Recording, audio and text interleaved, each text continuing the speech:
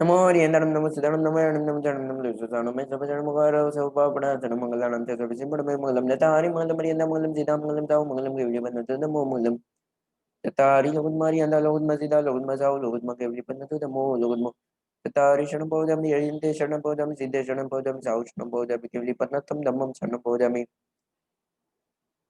मंगलम भगवान वीरो मंगलम गौतमो प्रभु मंगलम सूर्य भद्राचार्य जैन धर्म मंगलम सर्वारिष्ट प्रणाशाय सर्वाभिष्टार्थदायिने सर्वलब्धिने दानाय श्री गुरु गौतम स्वामी नमः पाठम ब्रह्मणाय श्री सुधर्म स्वामी नमः शिवमस्तु सर्वजगतये परितनयता भवन्तु भूतगणा दोषाभ्रयन्तु नाशं सर्वत्र सुखे भवतु लोक मंगलम पद्मतीताय मंगलम गणको गुरु मंगलम सूर्य देवेंद्र कलापुनः मंगलम कलाप्रभ सूर्य सद्गुरुभ्यो नमः कल्पतरु सूर्य सद्गुरुभ्यो नमः तीर्थभद्र सूर्य सद्गुरुभ्यो नमः अज्ञानतिमिरान्धनं ज्ञानाञ्जनं शलाकया चरमुन्मीलितं येन तस्मै श्रीगुरुवे नमः तस्मै श्रीगुरुवे नमः। आज हम स्वाध्याय करेंगे। अभी से लेकर 30 से 35 मिनट आप पकड़ के चलिए। और आज का जो क्लास है वो इंटरनेट पे अपलोड नहीं होने वाला, उसके भी आप ध्यान रखना। और वही आप चल के आगे चलना। कर्म बंधन के 5 हेतु। मिथ्यात्व, जिन कथित सत्य तत्व को असत्य मानना और असत्य तत्व को सत्य मानना, यानी कि सच्ची मान्यताओं को गलत मानना और गलत मान्यताओं को सही मानना।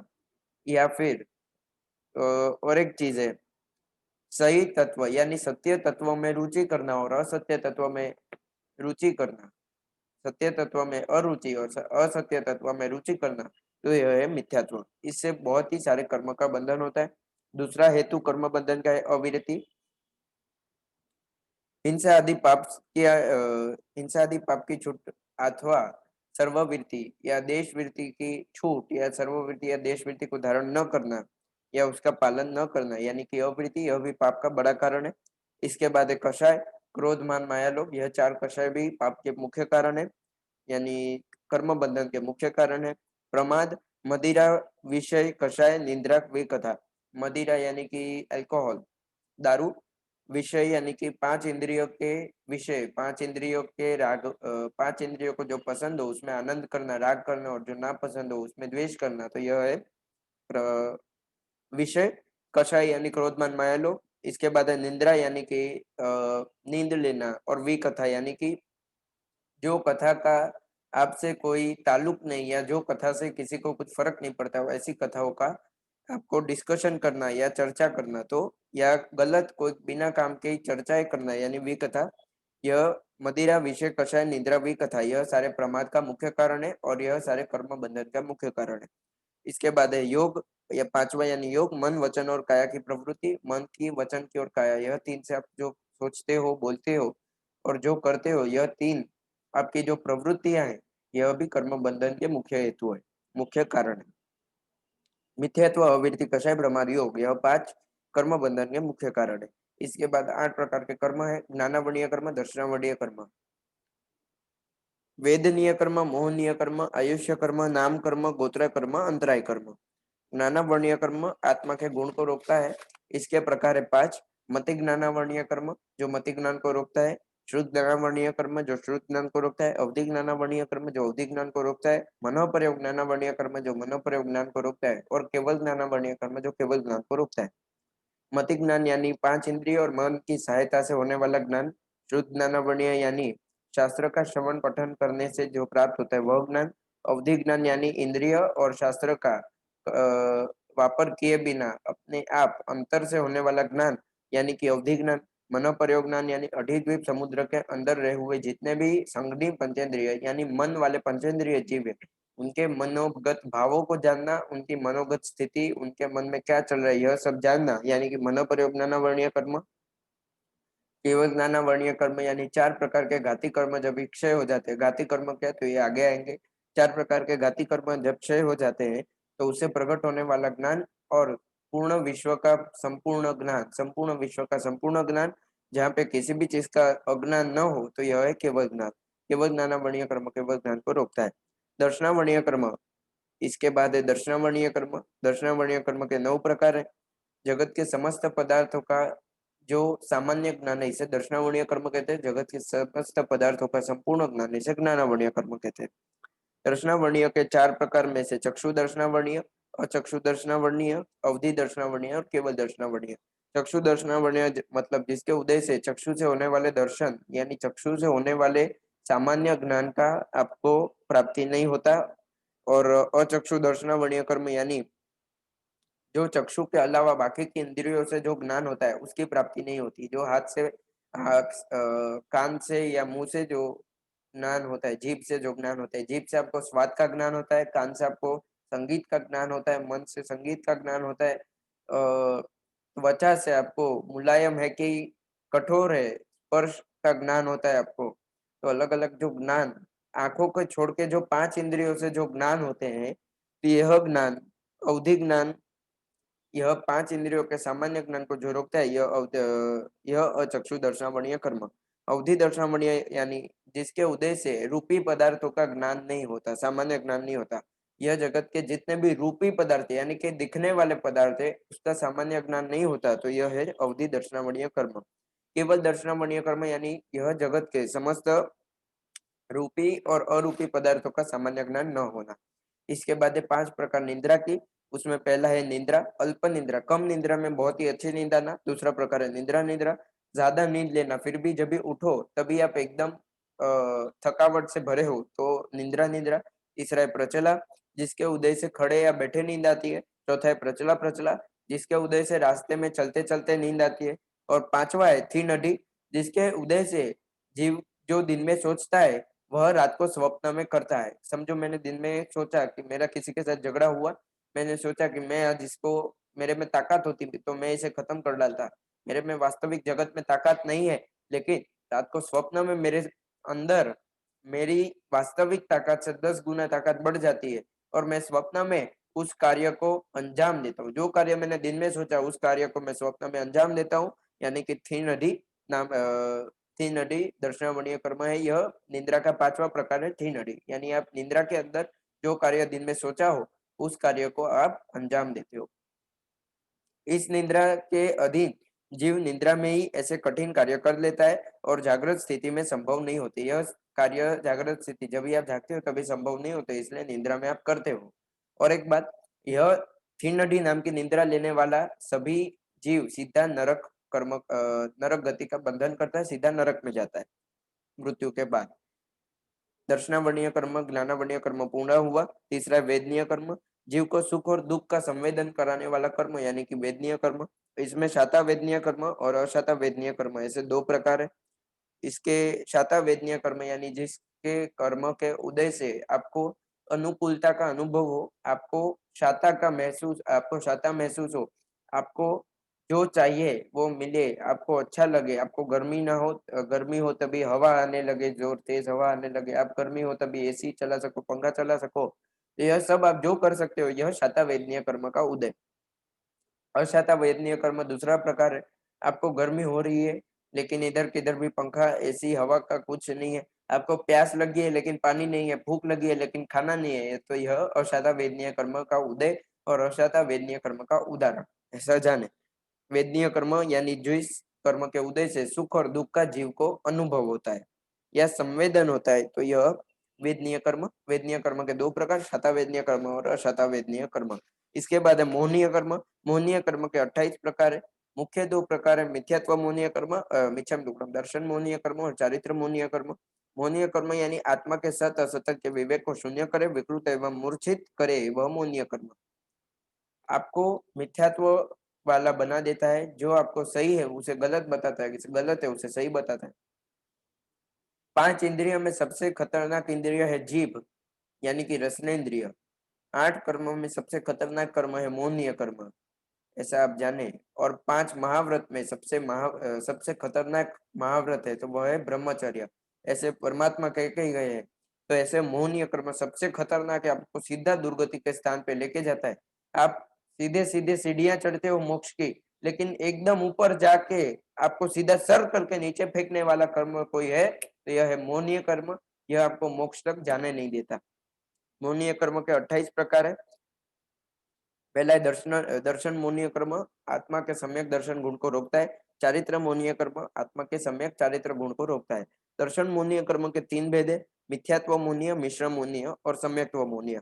मिथ्यात्व मोनीय कर्म यानी जिसके उदय से आप सभी आपको जिन परमात्मा के प्रणीत यानी जिन परमात्मा के बताए हुए तत्व में अरुचि होती है और हित को अहित लगता है और अहित आपको हित लगता है, यानी हित जो होता है, जो अच्छा होता है वो आपको बुरा लगता है और जो आपके लिए बुरा है, अहित है, वो आपको अच्छा लगता है, हित लगता है।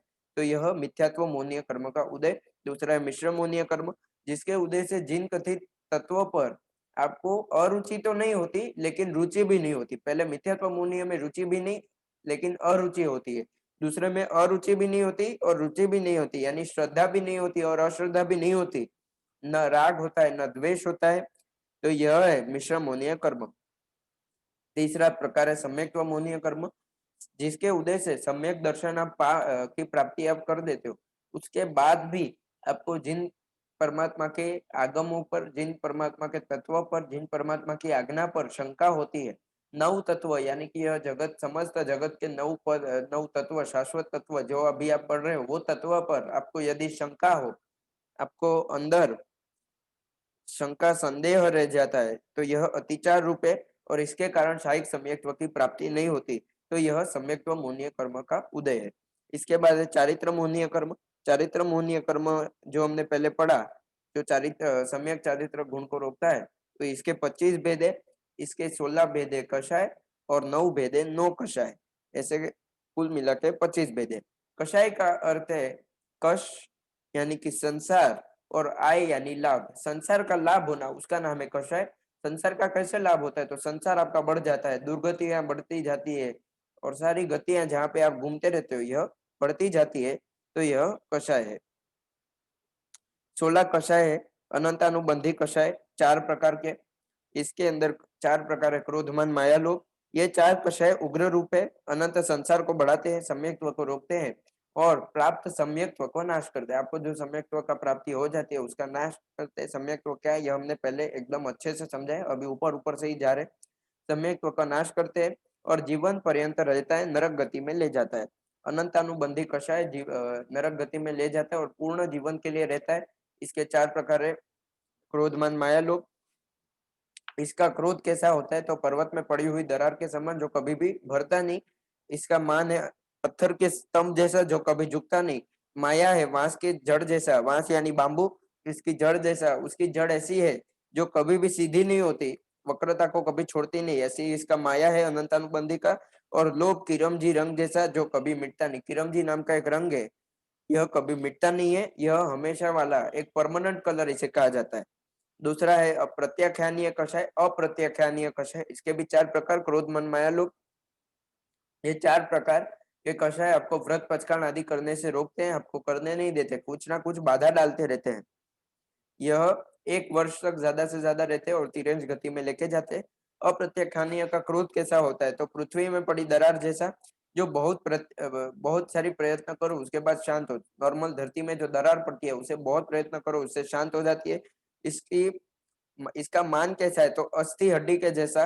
अस्थि हड्डी यानी किसकी हड्डी, सरल जो हड्डी होती है आपकी और मेरी, वो थोड़ी सी टेढ़ी होती है, थोड़ी सी झुकी हुई थोड़ी सी टेढ़ी होती है। तो इसे बहुत ही प्रयत्न, पीछे में दुख रहा वो एकदम सीधी होती है, यह इसे बहुत ही प्रयत्न करो ना बाद में झुकती है। तो इसका अप्रत्याख्यानीय का मान कषाय ऐसा ही है, सीधा होता है, बहुत ही प्रयत्न करो बाद में ही झुकता है। इसका अप्रत्याख्यानीय का माया कषाय कैसा है, तो मेढे के श्रृंग जैसा जो बहुत प्रयत्न से वक्रता को छोड़ता है। मेढा यानी कि शिप जिसे बोलते हैं, शिप यानी जिसमें से हमारा ऊन निकलता है, ऊन जो निकलता है उसे अंग्रेजी में शिप बोलते हैं, हिंदी में क्या बोलते हैं उसका मुझे थोड़ा कम पता है, उसे हिंदी में मेढा कहते हैं। तो उसके श्रृंग यानी कि शिंगड़े जैसा, या फिर आप बोल सकते हो गाय के शिंगड़े जैसा, जो बहुत ही प्रयत्न के बाद सीधे होते हैं, उसके बिना सीधे नहीं होते, वक्रता को नहीं छोड़ते। तो माया इसका ऐसा है कि बहुत ही प्रयत्न से सीधे होते हैं। लोभ कैसा है, तो घाड़े के कीट जैसा। घाड़ा यानी क्या है, तो जो पहिया होता है उसके पहिए पे ग्रीस लगी होती है, उस पे ना जंग लग जाता है। ग्रीस लगी होती है, जंग भी लग जाता है, तो उसे बहुत ही मेहनत करो, उसके बाद उसका दाग निकलता है। यह जो ग्रीस और जंग लगा होता है उसका दाग बहुत ही मेहनत के बाद निकलता है, बिना मेहनत के निकलता नहीं है। तो घाड़े की कीट जैसा, कीट यानी घाड़ा जो होता है, बैलगाड़ी जो होती है उसका पहिया यानी कीट, तो घाड़े की कीट जैसा, उसके पहिए जैसा यह अप्रत्याख्यानीय का लोभ है, बहुत ही मेहनत के बाद वो निकलता है। तीसरा प्रकार है प्रत्याख्यानीय। इसके भी चार प्रकार है, क्रोधमान माया लोभ। ये चार कषय सर्ववृत्ति को रोकता है, 4 मास तक रहता है, पर मनुष्य गति में धकेलता है। यह मनुष्य गति में लेके जाता है। इसके पहले वाला तिर्यंश गति और उसके पहले वाला हमने जो पढ़ा वो नरक गति। यह मनुष्य गति में ले जाता है, सर्ववृत्ति गुण को रोकता है और 4 मास तक ज्यादा से ज्यादा रहता है। इसके पहले जो हमने पढ़ा वह ज्यादा से ज्यादा 1 वर्ष तक रहता है और उसके पहले जो हमने पढ़ा वह पूरी जिंदगी रहता है। यह है प्रत्याख्यानीय कषाय। यह कैसा होता है, तो यह इसकी इसका क्रोध कैसा होता है, तो रेत में खींची हुई रेखा जैसा, जो थोड़ा प्रयत्न करने से मिट जाती है। रेत पे जो आप रेखा खींचोगे, जो सीमा खींचोगे, तो यह थोड़े प्रयत्न से मिट जाती है। इसका मान कैसा होता है, तो काष्ठ जैसा, जो थोड़े ही प्रयत्न से नम जाता है। काष्ठ यानी क्या, तो काष्ठ यानी लकड़ा, थोड़े से आप प्रयत्न करोगे तो वो मुड़ जाएगा, बेंड हो जाएगा। तो यह काष्ठ जैसा है, लकड़े जैसा है। प्रत्याख्यानीय का मान कषाय, जो थोड़े प्रयत्न से मुड़ जाता है, खत्म हो जाता है। इसका माया कषाय है बैल के मूत्र की धार जैसा, जो अल्प प्रयत्न से सीधी हो। बैल की मूत्र की धार हमेशा टेढ़ी होती है, जो थोड़े से प्रयत्न करने से सीधी भी हो जाती है, तो अपनी वक्रता को छोड़ देती है। तो माया कषाय भी इसका ऐसा ही है, जो थोड़े से प्रयत्न पर अपनी वक्रता को छोड़ देता है और वह सीधा हो जाता है। इसके बाद है लोभ कषाय, काजल जैसा, जो अल्प प्रयत्न से दूर हो जाए। आप काजल जो लगाते हो वो थोड़े प्रयत्न से निकल जाएगा। आप कुछ उस पे केमिकल लगाओगे या पानी से उस पे निकाल लोगे, एक रुई उस पे घिसोगे तो भी निकल जाएगा यह काजल। तो इसका प्रत्याख्यानीय का लोभ कैसा है, तो काजल जैसा, जो थोड़े प्रयत्न से निकल जाता है। इसके बाद है संज्वलन कषाय। संज्वलन कषाय के भी 4 प्रकार है। यह ज्यादा से ज्यादा 15 दिन तक रुकते हैं, 15 अहोरात्र यानी कि 15 पूर्ण दिवस तक यह संज्वलन कषाय रहता है और यह देवगति में लेके जाता है। इसके यह क्या करता है, तो यह आपके चित्त में शांति नहीं रहना, यानी शरीर में शांति नहीं टिकने देता, आपको कुछ ना कुछ उपसर्ग, कुछ ना कुछ परेशानियां करता है और यथाख्यात चारित्र को रोकता है। आपको कुछ ना कुछ चारित्र करने से रोकता है, चारित्र धर्म का पालन करने से रोकता है। इसका क्रोध मान माया लोग कैसा, तो संज्वलन का क्रोध पानी में खींची हुई रेखा की जैसा, कि बिना कोई प्रयत्न के आप सिर्फ रेखा खींचोगे तभी के तभी वो मिट जाएगी। पानी में खींची हुई रेखा के जैसा है संज्वलन का क्रोध कषाय। माया कष मान कषाय इसका है बेत जैसा, सो सरलता से नम जाती है। बेत यानी क्या है, तो कैन स्टिक। केन जो होता है, केन यानी कि बांबू का जो लंबा एक या फिर शुगर केन, जिसे आप यह भी कहते हो, ऊस कहते हो, गन्ना कहते हो। तो गन्ने का जो साठा होता है, उसका जो साठा होता है, तो वह आप थोड़े ही प्रयत्न करोगे तो वह सीधा हो जाएगा। इसका माया कषा कैसा है, प्रत्येक संज्वलन का, तो यह बांस की छाल जैसा है, जो सरलता से वक्रता को छोड़ देता है। बांस यानी बांबू, बांबू की छाल वैसी होती है, थोड़े ही प्रयत्न करोगे तो उसकी छाल निकल जाएगी या बिना प्रयत्न के भी निकल जाती है। तो बांस यानी बांबू, बांबू की जो छाल होती है वो बिना कोई प्रयत्न के निकल जाती है। तो यह संज्वलन का माया कषाय, बिना प्रयत्न के अपने आप समझ जाते हो और अपनी वक्रता छोड़ देते हो, तो यह है माया कषाय। लोभ कषाय संज्वलन का हल्दी जैसा, तो सूर्य की धूप से लगाने पर तुरंत दूर हो जाता है। सूर्य की धूप हल्दी को लगती है तो वह अपने आप दूर हो जाती है, उसका रंग छोड़ देता है। हल्दी सूर्य की धूप लगने पर तुरंत दूर हो जाती है, तो वैसे ही संज्वलन कषाय का लोभ है, थोड़ा सा ही प्रयत्न करने से तुरंत दूर हो जाता है। ये हमने 4 प्रकार के कषाय पढ़े, प्रत्याख्यानीय, अप्रत्याख्यानीय, संज्वलन और मिच्छामि। अनंतानुबंधी, प्रत्याख्यानीय, अप्रत्याख्यानीय और संज्वलन, ये 4 प्रकार। अनंतानुबंधी पूर्ण जिंदगी रहता है, प्रत्याख्यानीय 1 वर्ष तक, अप्रत्याख्यानीय मिच्छामि दुक्कडम, अप्रत्याख्यानीय 1 वर्ष तक, प्रत्याख्यानीय 4 मास यानी कि 4 महीने तक, और संज्वलन कषाय यह ज्यादा से ज्यादा 15 दिन तक टिकता है। यह 4 प्रकार, क्रोध मान माया लोभ, ऐसे यह 4 के 4 आगे प्रकार है। ऐसे कुल मिला के 16 प्रकार हो जाते हैं। अभी 9 कषाय के 9 भेद पढ़ेंगे। 9 कषाय हम पढ़ेंगे। हास्य जिसके उदय से आपको हंसी आती है। दूसरा है रति, जिसके उदय से आपको इष्ट पदार्थ के प्रति राग आनंद हो, यानी कि जो चीजें आपको पसंद हो, खाना पसंद हो तो उसके आप खाते हो तभी आपको आनंद होता है, राग होता है। या फिर आपको कोई खिलौना पसंद है, वो उससे खेलते वक्त, आपको फोन पसंद है, फोन में बातें करते वक्त आपको आनंद की महसूस होती है, तो ये रति। अरति यानी जो आपको नहीं पसंद, जो आपको कीचड़ नहीं पसंद तो कीचड़ के नजदीक जाते हुए आपको जो तकलीफ होती है। अरति यानी जो चीज आपको नहीं पसंद तो वो देख के आपको घृणा, वो देख के आपको द्वेष होता है। कोई व्यक्ति आपको नहीं पसंद, वो आपके पास है तो आपको जैसे बुरा लगता है, द्वेष होता है अंदर से, तो यह अरति। चौथा है भय। भय यानी जिसके उदय से अंदर भय उत्पन्न हो, अंधेरे में भूत से आदि प्रेतों से जो आपको अंदर भय उत्पन्न होता है, तो यह है भय के कारण। पांचवा है शोक, जिसके उदय से इष्ट के वियोग से और अनिष्ट के संयोग से आपको अंदर दुख हो, चित्त में अफसोस हो। यानी जो चीज आपको पसंद है वो आपके नजदीक आती है तभी जो आपको खुशी होती है, और जो चीज आपको नहीं पसंद वो जब भी दूर जाती है तभी भी आपको खुशी होती है। लेकिन जो चीज ना पसंद हो वो नजदीक आए, और जो चीज पसंद हो वो वो दूर जाए, तभी जो अंदर अफसोस होता है या दुख होता है, तो यह है शोक। इसे शोक कहेंगे। कोई मृत्यु जिसकी हो जाती है, बहुत ही पसंदीदा आदमी की मृत्यु हो जाती है तो आपको दुख होता है जब भी वो दूर जाता है। और कोई आपका नापसंदीदा आदमी आपके घर पे आके आपके बाजू में रहे और रोज रोज परेशान करे तो भी अंदर अफसोस होता है, तो यह अफसोस यानी कि शोक। इसके बाद है जुगुप्सा, जिसके उदय से दुर्गंधी पदार्थ के प्रति घृणा हो, जिस पदार्थ में से दुर्गंध निकलती हो, गंदी बास आती हो, गंदी बू आती हो, या कह सकते हैं तो दुर्भी जिसे बोलते हैं, दुर्भी आती हो, तो यह। और आपको जो उससे घृणा होती है, आप गटर या नाले के आजू बाजू से पसार होंगे और आपको जो बास होती है, या मच्छी मार्केट के आजू बाजू से आप निकलोगे, मीट मार्केट के आजू बाजू से निकलोगे और आपको जो बास से, जो दृश्य से आपको जो घृणा होती है, तो यह घृणा, यह है जुगुप्सा। इससे आपको घृणा से तिरस्कार होता है, आपको उसका तिरस्कार होता है, आप तिरस्कार करते हो वह चीजों का, और यह जो घृणा होती है इससे क्या कहेंगे, तो यह जुगुप्सा। इसके बाद है पुरुषवेद, जिसके कारण आपको पुरुष के साथ मैथुन करने की और पुरुष को या फिर पुरुष को भोगने की इच्छा हो, यह पुरुषवेद। आठवां है स्त्रीवेद, जिसके कारण आपको स्त्री के साथ भोग करने की या स्त्री के साथ मैथुन करने की इच्छा हो। इसके बाद है नपुंसक वेद, जिसके उदय से या जिसके कारण आपको पुरुष और स्त्री दोनों के साथ भोग करने की इच्छा हो, या फिर आपको भोग करने की इच्छा हो या मैथुन करने की इच्छा हो, यानी पुरुषवेद, स्त्रीवेद, नपुंसकवेद।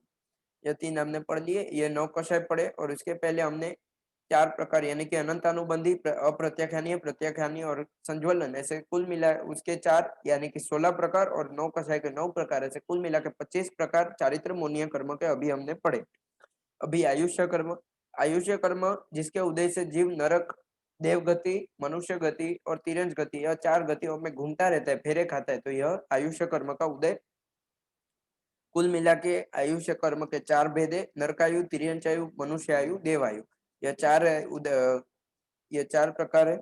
और यह कैसा है, तो मनुष्य बेड़ी जैसा है जो बांध के रखता है। आयुष्य कर्म के कारण आप कभी भी मुक्त नहीं हो सकते जब तक इसका उदय है, और इसी के कारण आपको मोक्ष नहीं मिलता, तो यह आयुष्य कर्म है। आपको जब तक आयुष्य कर्म है तब तक मोक्ष नहीं मिलेगा, जब तक शरीर है तब तक मोक्ष नहीं मिलेगा। तो यह आयुष्य कर्म के 4 भेद है, नरकायु, मनुष्यायु, तिर्यंचायु, देवायु। नरकायु आपको नरक गति का आयुष्य का बंधन होता है। तिर्यंच आयु में तिर्यंच गति का आयुष्य का बंध होता है। तिर्यंच यानी पशु पक्षी, जो पंचेंद्रिय पशु पक्षी हो वो तिर्यंच में आते हैं। इसके बाद है मनुष्य आयु, यानी कि इसमें मनुष्य गति का बंधन होता है। इसके बाद है देवायु, यानी कि इसमें देव गति का बंधन होता है। इसके बाद है गोत्र कर्म। आयुष्य कर्म के 4 प्रकार यही समाप्त होते हैं, 4 प्रकार है, और यह आयुष्य कर्म जिस कर्म के उदय से यह 4 गति के कर्मों का बंधन होता है, या 4 गति के आयुष्य का बंधन होता है। इसके बाद है गोत्र कर्म। गोत्र कर्म के 2 भेद है, उच्च गोत्र कर्म और नीच गोत्र कर्म। गोत्र कर्म यानी जिसके उदय से जीव को जन्म उत्तम या हीन कुल में हो। जिस कर्म के उदय से जीव का जन्म हीन या उत्तम कुल में हो। आपका जन्म उत्तम यानी कि जैन शासन में हुआ है, उत्तम कुल है। कुछ लोगों का जन्म हीन कुल में यानी बुरे कुल में, कम खराब कुल में होता है। जैसे बहुत सारे कुल है, आपको पता है, यह सारे बाकी के कुल आप जो भी गिनते हो, घाटी है या जो भी आप गिनते हो, तो उसमें होता है। तो यह गोत्र कर्म के उदय से होता है। उच्च गति में जन्म या नीच गति में जन्म, या उच्च कुल में जन्म या नीच कुल में जन्म गोत्र कर्म के कारण होता है।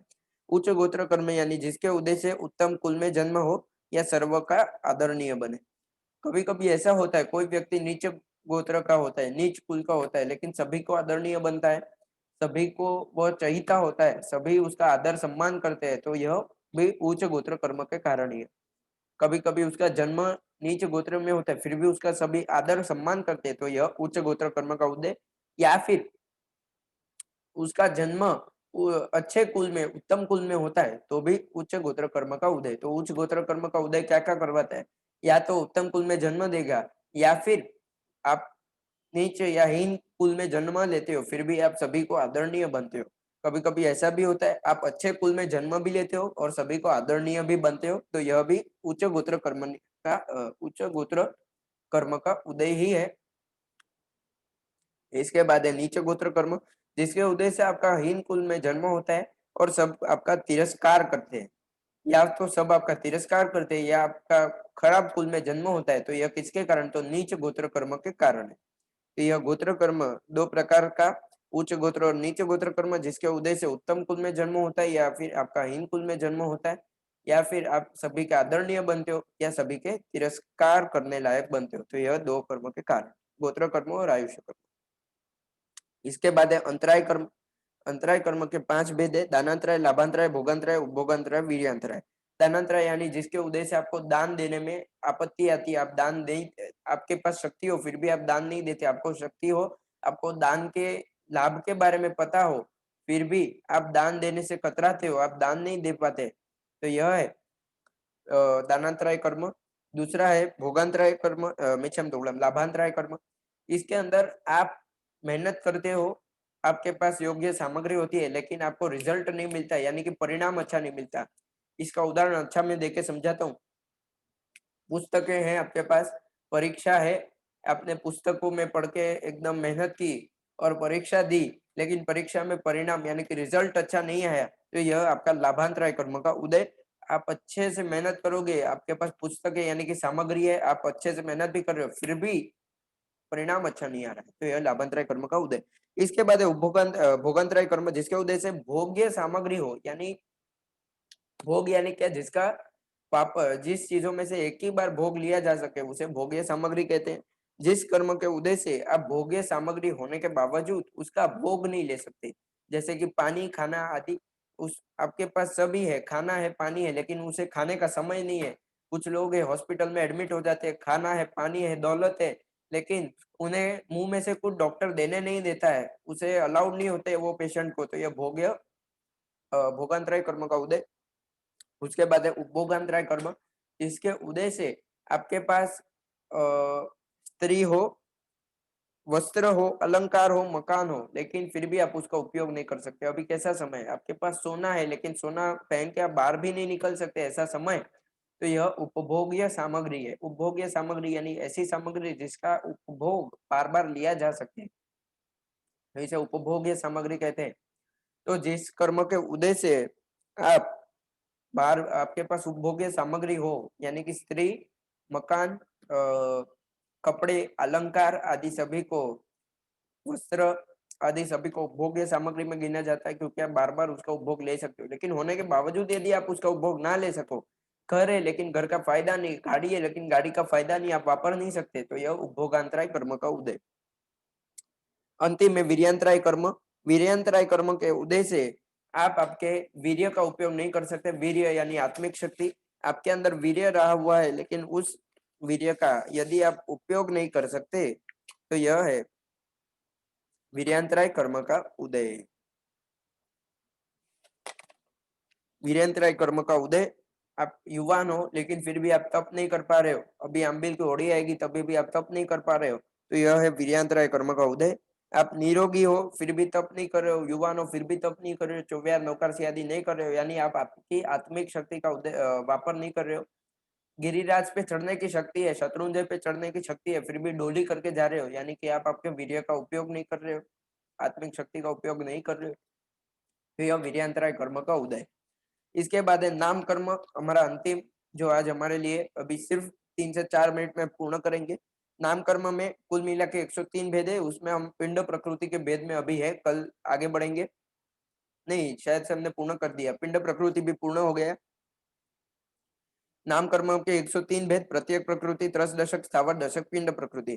प्रत्येक प्रकृति के 8 भेद, गुरु लघु, जिससे हल्का या भारी का अनुभव होता है और शरीर आपका एकदम समवय होता है, ना हल्का ना भारी, जिसके कारण होता है, तो यह अगुरु लघु नाम कर्म। दूसरा है निर्माण नाम कर्म, जिसका उद्देश्य शरीर के अंगोपांग योग्य स्थान पर व्यवस्थापन होते हैं, योग्य स्थान पर आते हैं, तो यह निर्माण नाम कर्म। तीसरा है आतप नाम कर्म, जिसके उदय से जीव को शरीर एवं स्वयं अनुष्णता। यह आतप नाम कर्म हमने पहले पढ़ा, यह सूर्य ग्रह के ऊपर रहे हुए पृथ्वी काय के जीवों को होता है। शरीर ठंडा होता है, शीतल होता है, फिर भी गर्मी उष्णता प्रदान करता है, तो यह आतप नाम कर्म। चौथा है उद्योत नाम कर्म, जिसके उदय से स्वयं शीतल हो और बाकी को भी शीतलता प्रदान करे, चंद्र के जैसा, जुगनू के जैसा, तो यह है उद्योत नाम कर्म।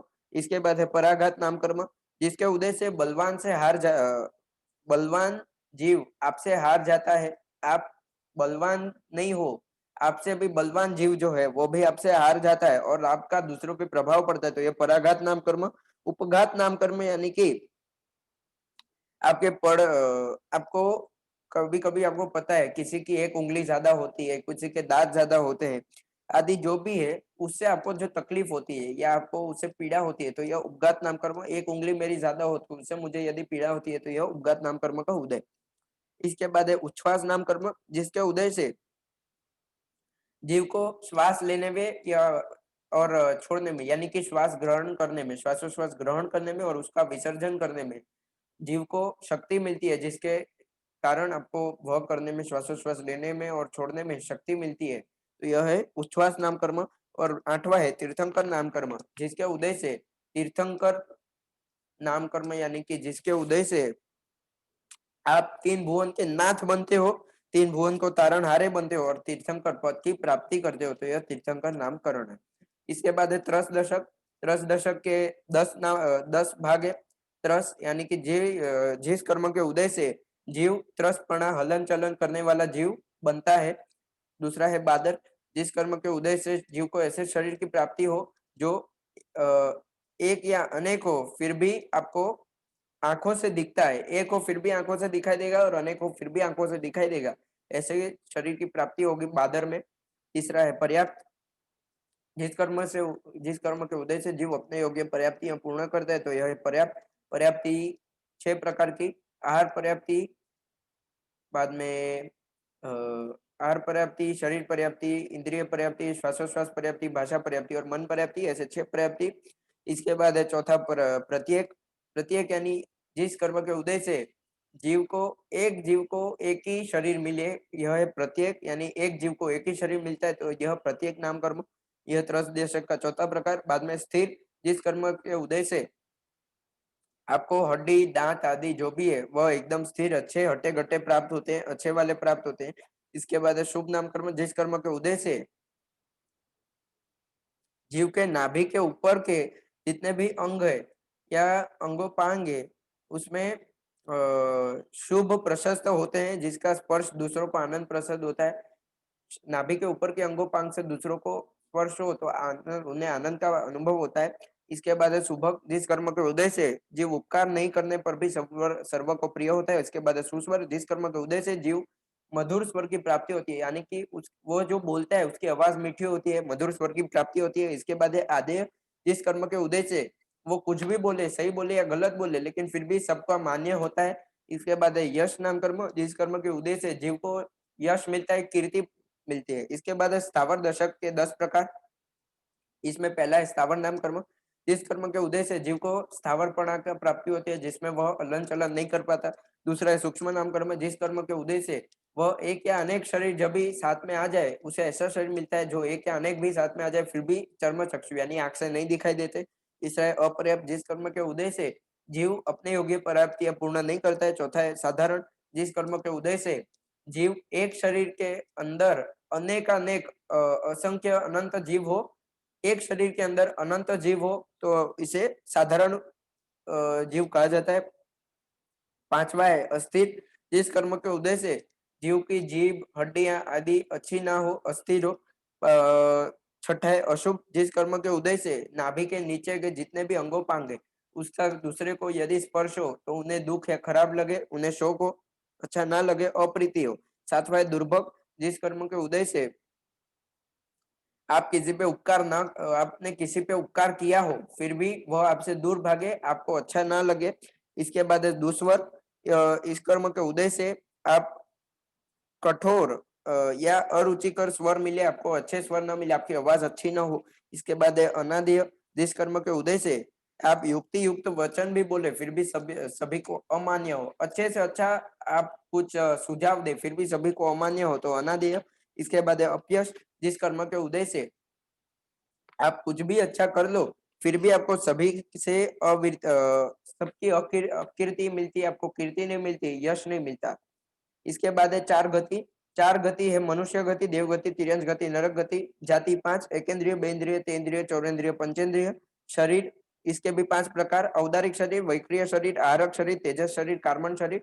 औदारिक शरीर यानी आपको और मुझे जो है यह स्थूल पुद्गलों से बना हुआ शरीर है। वैक्रिय शरीर यानी एक या अनेक दृश्य या दृश्य हो सके, छोटा से बड़ा हो सके, या वैक्रिय शरीर। आहारक शरीर जो तीर्थंकर परमात्मा के शासन के जितने भी कह सकते हैं तो श्रुत केवली भगवान जो 14 पूर्वी धर होते हैं वह बना सकते हैं आरक शरीर। यदि उनके कोई मन में कोई प्रश्न हो तो वह तीर्थंकर परमात्मा जो दूसरे क्षेत्र में हो उनके दर्शन करने यह शरीर द्वारा जा सकते हैं। चौथा है तेजस शरीर, यह शरीर आपके साथ और मेरे साथ हमेशा होता है। इस कर्म के उदय से जीव अलग अलग ले हुए तेजस यानी कि पुद्गलों को आहार के रूप में या जीव आहार को पाचन करने के लिए जो पुद्गलों की जरूरत होती है तो उसे तेजस शरीर में से मिलता है। इसके बाद है कार्बन शरीर, तेजस शरीर से उसे शक्ति मिलती है पाचन करने की।